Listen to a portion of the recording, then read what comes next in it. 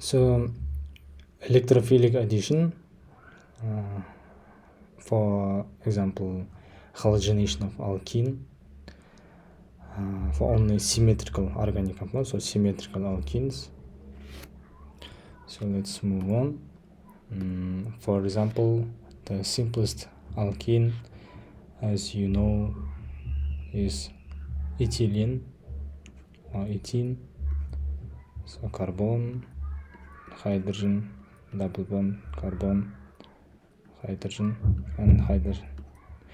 So it is better to draw as a displayed formula, because displayed formula shows all the bonds in the compound. So this is halogenation. So let me take bromine. So I have bromine, so bromine also displayed. So between bromine I have single bond. So alkene has double bond and it's unsaturated, so we can apply addition reaction. So for this double bond we can add bromine or other for example other atoms, hydrogens or hydroxides, and so on. So in this mechanism, what we need to start.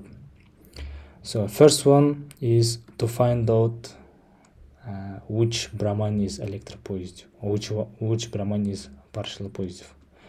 So remember from induced dipole moment that when we have nonpolar molecule, theoretically it's possible that one part becomes partially positive and the second part becomes partially negative. So this part has more electrons than this part. Okay, so partial positive, partial negative. And next, what will happen? So we know that in double bond we have 4 electrons, so that means this part is electron rich. So electron rich side wants to attack electron deficient side. So this is partial positive, now electron deficient side. So what's happening? So this double bond or electron pair from this double bond, one of the electron pair of double bond, attacks electron deficient bromine or electropositive partially positive bromine. And what's happening? These halogens, so remember all halogens can have only single bond. So as we're with this green arrow, as we're forming bond, what this bond automatically breaks, goes to this bromine. Okay, double bond attacks partial positive bromine and this bond breaks. So what's next? What are the intermediates?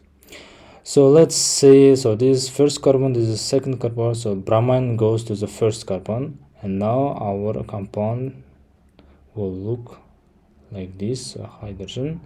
And now I have single bond because the one electron pair is used to form bond between carbon and bromine. So I have carbon, hydrogen, hydrogen, and on the first carbon I have bromine. So what will happen on the second carbon? So second carbon, so theoretically, so here lost one electron, so it becomes partially or not partially positive charge. So this carbon will have positive charge. So overall this compound is named as carbocation. Okay, carbocation, so organic molecule with positive charge. And also the bromine here now has negative charge. In my solution I will have bromine which has negative charge. Why negative? So one electron from this partial positive bromine comes to this partial negative bromine, so now it has lone pair. Okay, so one electron is from the first bromine. What's next?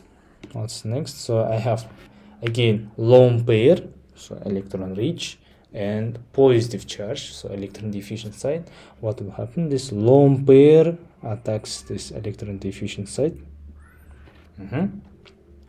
Next, it's obvious that we will have the compound which contains two bromine atoms.